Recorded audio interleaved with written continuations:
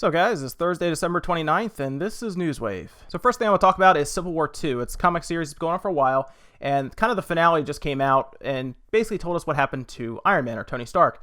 There were a lot of comics that were coming out after that was basically alluding to the fact that he was killed. And a lot of people at this point have basically declared him as dead. Well, the finale came out for Civil War II, and it pretty much told us what happened to him. He's actually not killed. He was kind of put into a comatose state, and the way that happened was he was fighting Captain Marvel. He loses his fight, gets blasted out of his suit, and is basically severely injured and is now in a coma, essentially. No one seems to know what's going to happen to him when he gets out of the coma, or if he does, but they did make mention that Beast said he has been experimenting on his own body for quite a while, and no one seems to know the effects of the experiments and what's going to happen after he does come out of this comatose state. So we'll see. It'll probably be a little while before they release anything kind of pertinent to this, maybe a month or two. So I'll keep an eye on it. I'm just curious what ends up happening to Iron Man after Civil War II finale finished up. And in an interview with 4Gamer, Sohei Nikawa has basically come out and said that Nice America, he's the CEO of Nice America, people who do like Disgaea, for example, he's basically come out and said that Nice America will be supporting the Switch and development is well underway. And in fact, there's a quote from him where you'll see here, "We're also planning for Nintendo Switch, so stay tuned. There seem to be people skeptical about our participation, but we're properly in development." Which game is coming, we don't know. I assume Disgaea is easy enough to move over and release that as a Switch-based game. We'll keep an eye out. They have a lot of kind of like, obviously, Japanese-style RPGs or strategy RPGs that they release all the time. So I think it's pretty obvious we're going to get at least a couple of those. Not sure how many in the first year or going forward, but we're bound to see at least one or two Disgaeas and so forth. So if you're a fan of Nice America, you'll be happy to know you'll probably be able to play them portably on your Switch. Do you guys remember the old X-Wing game? I'm talking about the one that was a long time ago. You'd launch it through MS-DOS, for example, and it was really one of the first times you would actually be able to pilot an X-Wing, run missions for the Rebels, and essentially try to fight against the Empire, and you would basically load up on your computer. It had some very, very older style 3D graphics. Obviously, this is back in the 90s, like the early 90s, but it was an awesome game. It was great. You'd have a joystick and like a thruster if you had the better joystick, and it was just overall an awesome space like combat simulator for X-Wing. They released a TIE Fighter one later on, I think the following year, but X-Wing always was really popular. They released it on Steam, and it still garnered a lot of interest. Well,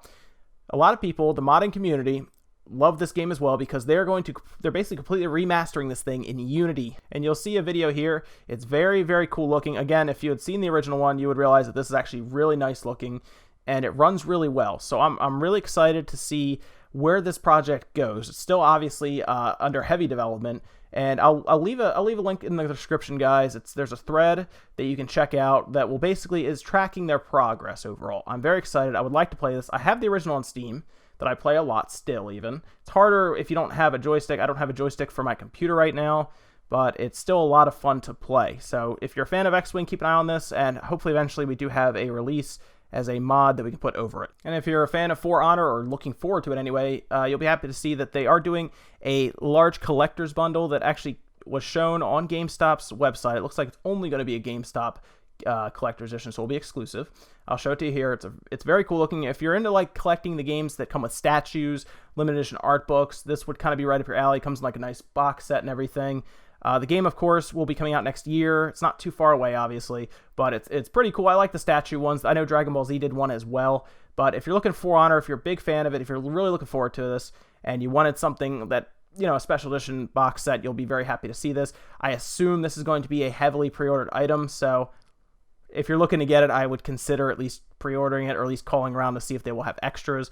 But definitely check it out. Like I said, it comes out next year. And this is where things get a little interesting. So if you spend time on YouTube, you've probably seen a lot of the other YouTubers who do kind of Switch news, specifically Switch news a lot of the time. Nintendo news in general, though. Like I said, I kind of go back and forth. I do a little bit of things, you know, a little bit of stuff here and there. And there's one channel called OBE1 Plays. I think a lot of you guys are probably familiar with him. He's been around for a while, has quite a few subs, obviously, I think like 35,000 or something.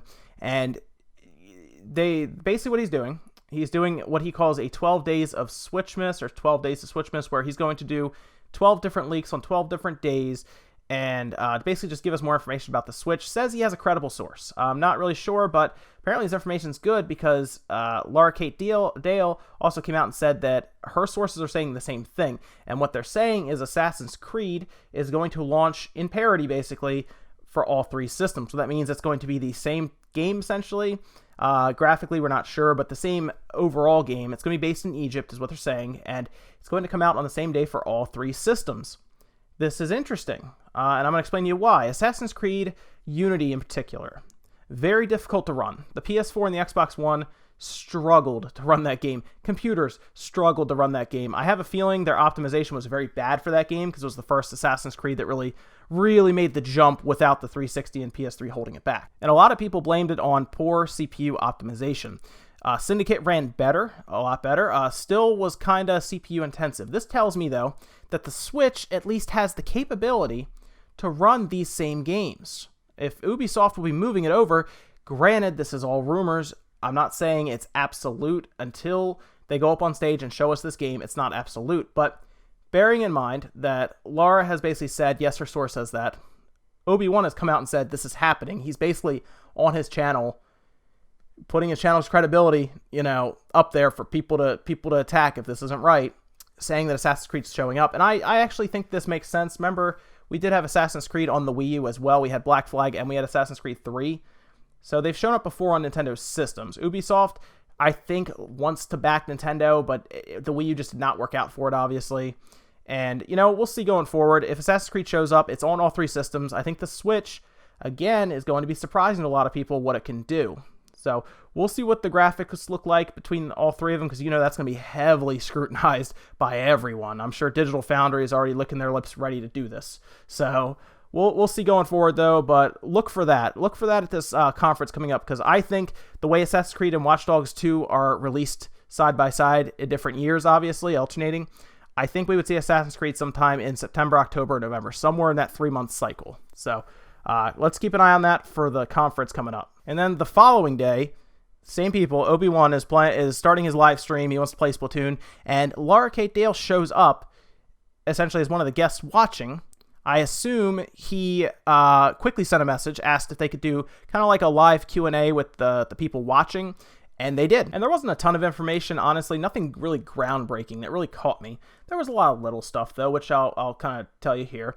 For one thing, she did kind of talk more about how that is a share button, right where that weird mystery button was. I think we kind of figured that one out as well, just based on the patents and everything, that it was some sort of share button. Don't know. We assume screenshot, obviously, because that's what was described in the patent right now. Also talked about a battery life about 3 hours. That's fine.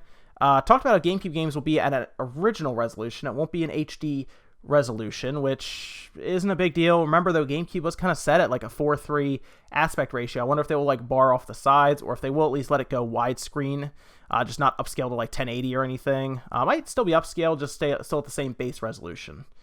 There's gonna be only a Switch gray color. There's not gonna be different colors. Joy-Cons will be available to purchase day 1. Docks will come down the road, and then so on. What I'll do is I will leave the link to the description to at least the Reddit that found everything, and I'll also leave a link in the description to OBE1's live stream that he did post on YouTube as well, if you just want to kind of watch all of this unfold. He also kind of touched on the online functionality a little bit. She did say that there will be no friend codes anymore. I think that makes a lot of sense. Friend codes, honestly, were the stupidest thing ever. I'm not really even sure why they existed in the first place, but it sounds like they're going to kind of leverage their deal that they have with DNA, which is their mobile, their mobile communications company that they have now that help them with their mobile games like Mario Run, Pokemon Go. Sounds like they're going to be having some sort of online infrastructure, much like Xbox Live or PlayStation Network, where you friend people. They'll have a friends list, and this makes a lot more sense. Obviously, let's be honest. Friend codes were not good. They also seemed to the question of voice chat came up while they were talking. She started to kind of talk about that. OBE1 kind of cut her off. I have a feeling voice chat is a thing. I just think OBE1 has that saved for one of his 12 days. I think he's going to leak, essentially, that voice chat is a thing. God, I would hope so. It's 2016, 2017 now, and we've been having voice chat since 2006 on the 360, and then back then, the original Xbox, I was playing Halo 2 online, talking to people then. So voice chat's been around a long time for consoles. I really would hope Nintendo would have enough mind to put a microphone and headset with this thing. I mean, we're like I said, 2017.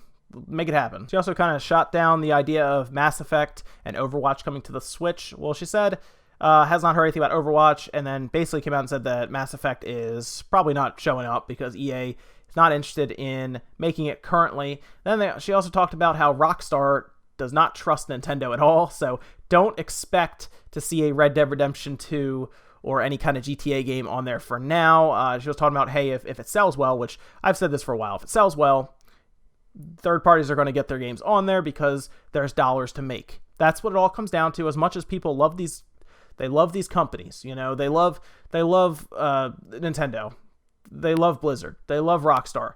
It's all about money, though. If there's no money for them to make, they're not going to put money in to make it. So if the Switch sells well, games will show up. If it doesn't sell well, games will not show up. It's pretty obvious. So it's up to Nintendo to push this thing. I think they've done a good job so far creating the hype. It's going to come down to how well they can stock this thing and then push it with games following. That's going to do it for Newswave today, guys. News has been kind of light, I will say that. It's the end of the year. A lot of stuff does not happen. We'll see more in January, obviously, because of the Switch event. And going forward from there, leading up to releases, we'll see a lot more news start to show up. It's just the end of the year right now. Just a lot of news. A lot of companies are on vacation. Just news is not happening. But there's always something to report. I'll always be here every morning, 10 a.m. on weekdays, guys. So check us out, and make sure you follow us on Twitter at Smallwave Media.